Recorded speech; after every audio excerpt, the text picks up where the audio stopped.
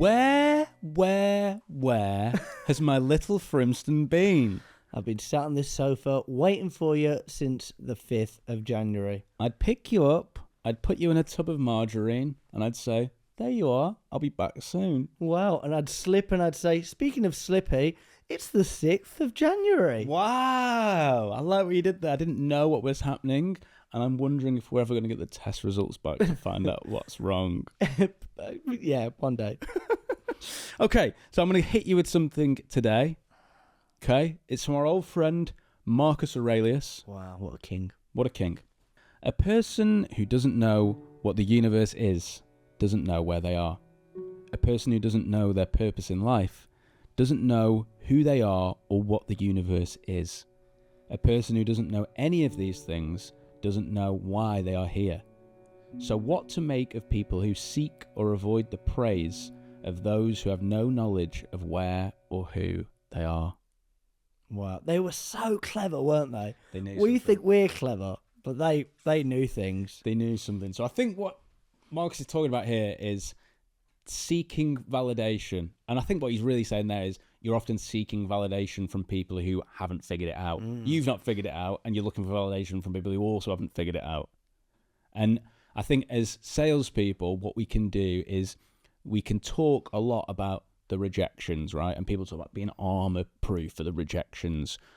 But probably most dangerous, maybe not most, but certainly even in terms of how dangerous it could be, is also getting too high on the validation as well, or certainly seeking it with those people-pleasing behaviours. Where do you see it show up? I sometimes feel that in sales, people make fake wins because they become addicts to that dopamine of validation or praise, and that can sound like we've done it before, where you'll hear in different businesses people get off and go, "I've just had an amazing call with Tesco's," and everyone goes, "Well done, you sat down with Tesco's.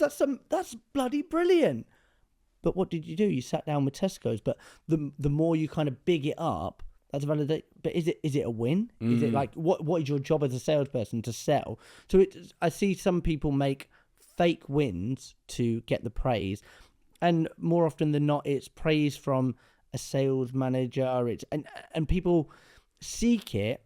The reason it typically exists, and it's quite sad, and this might be quite like eye-opening for people, but it goes back to that inner child, and it goes back to that little girl or boy that probably wasn't loved enough by mummy or daddy, or they brought a photo or a drawing home one day and they said, "Look at this," and they kind of probably got ignored.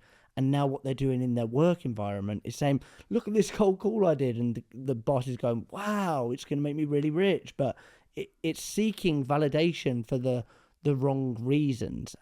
And it goes back to that why, doesn't it? I mean, Simon Sinek talks about it. The Stoics talk about it. There must be something in it. But having that why you do something and removing that praise from other people, that's going to get you to the next chapter. Yeah, exactly. How many salespeople have we interviewed where we've said, look, sales is one of those jobs that brings out the skeletons in the closet. Yeah. Any rejection, any validation, anything that you've got that's hidden in there from childhood will definitely come out in this job. You're speaking to strangers. You don't want to be rejected. You certainly want to be liked by them. All those things are going to come out. How many people have interviewed that have said, "Yeah, I'm cool.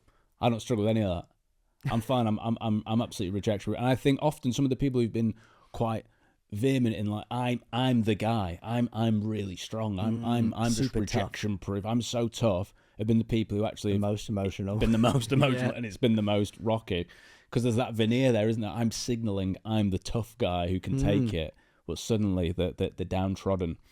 One of the things that really worked for me in my career, and it was a bit of like a come to Jesus moment, was when I realised that it's all right for people to say no. My job as a salesperson, as much as it is to get people to a yes, it's also to get people to a no.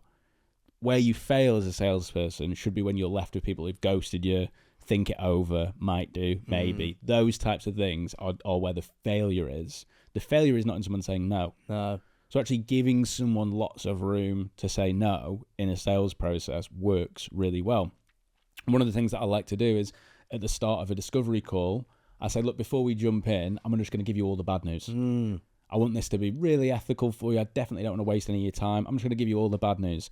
And for salespeople at home who are listening to this and business people, if you write down the top 3 reasons people don't move forward with you and put those right at the start of the sales process instead, you'll find a lot of magic happens. So for us, it might be, look, if you work with us, you're probably going to have to commit to working with us for a year. Some people don't want to do that. No, that's fine. I'm quite happy to do that. Okay, and probably the second reason, we're quite expensive. We're going to cost anywhere from X to Y. That might not be what you had in mind as a budget. No, that's fine. That's probably about what we had in mind. So what I've done there is I've completely taken away the objections. But if there are any red flags, someone has then got half an hour back in the diary. They don't leave with a bad taste in the mouth. And you've not left thinking, oh, where was my validation? Or actually, they really like me. I've got to catch up with them next week. You're left with a really well-managed emotional state and sales process. And it goes back to those fake wins, doesn't it? Because our job and what we focus on is, can I get a deal over the line if it's the right fit and we want to sell? But if you're creating those fake wins where you say, well, I couldn't go to my boss and say, oh, I told them all the reasons and they chose not to go and I only had a 5-minute conversation with Tesco, he's going to think I'm a loser. I've pushed away that business. That's not what you're doing. You're being in control, and the theme is control and remaining in control. I'm going to say it one more time for the listeners at home, control. There's a beautiful phrase, and you were talking about something there and it kind of sparked it. It's not a sin to get a no. It's a sin to take a long time to get a no. Ooh, yeah, I like that a lot. Yeah, I think your sales, there's a lot of reasons for someone not to work with you, and actually only a few for them to work with you. So if you think of your sales processes, let's just get everything on the table. All the reasons not to work with us, let's get them on the table and let's take them away. It's much better for the prospect to deal with that. And if you find your process is very much going for yes, it can feel quite pressurized. But you find it's going for no, you'll be amazed how hard it is to really push someone to a no.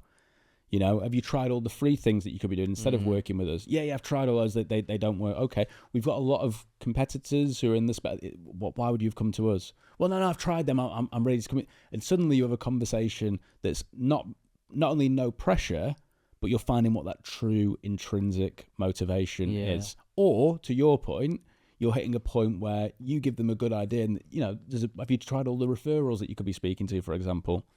Oh, no, we've not done that. I'll tell you what, why don't you go away and do that first and then come back to me? Yeah. And it's a much more ethical process. So much more ethical. And from like a human behavior standpoint, sales is so interesting because when we think about like your own mindset and your own perception and all those things within, you've got to remember that the people that you're selling to, they're bringing their inner child to work and they're bristling with pride and vanity and ego and all of these things that you've also got. So as much as you're trying to balance your relationship with validation and rejection, they probably are as well. So they might come to that call and want to give you a counterfeit yes because they're a people pleaser as well. So by allowing them to say no, everybody wins. Do you know what I mean? They feel more relaxed. Wow, we're really doing something today, aren't we? Yeah, really good. Okay. Well, I've been Jack Frimpson. I've been Zach Thompson. Remember, you will die. And rhythm truly is a dancer.